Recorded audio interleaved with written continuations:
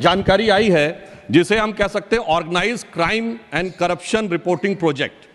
A French publication has recently published its own report based on its investigation on the Sarajevo-based OCCRP, Organized Crime Corruption Reporting Project. This new report of the media report has claimed. You will lay the report on the table of the House. जी.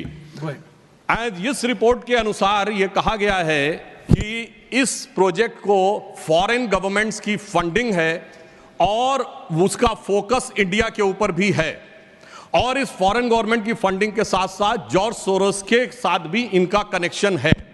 अब ये केवल हम एक report के आधार पर नहीं कह रहे हैं सभापति महोदय, मैं सदन का ध्यान आकृष्ट करना चाहूंगा कि विगत 3 वर्षों से ये क्या एक संयोग है कि जिस समय भारत की संसद का सत्र चलता है, मैं सिर्फ एक संयोग बता रहा हूं, भारतीय फार्मर्स के बारे में रिपोर्ट आती है 3 फरवरी 2021, बजट सत्र है 29 जनवरी 2021. पेगासस रिपोर्ट आती है 18 जुलाई 2021, मानसून सत्र है 19 जुलाई 2021.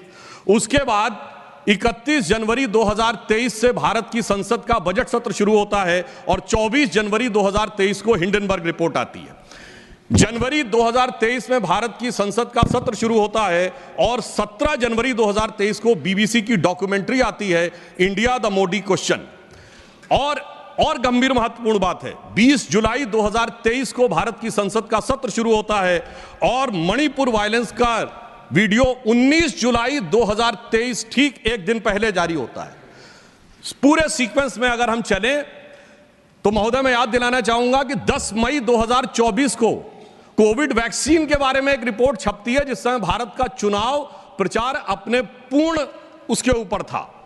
फिर अभी वर्तमान सत्र हम बताना चाहते हैं कि मानसून सत्र 22 जुलाई से 9 अगस्त के बीच में शुरू होता है और 10 अगस्त को हिंडनबर्ग की रिपोर्ट आती है.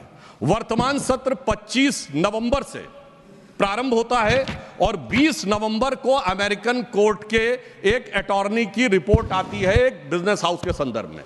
मैं सिर्फ देश के सामने बात रखना चाहता हूं.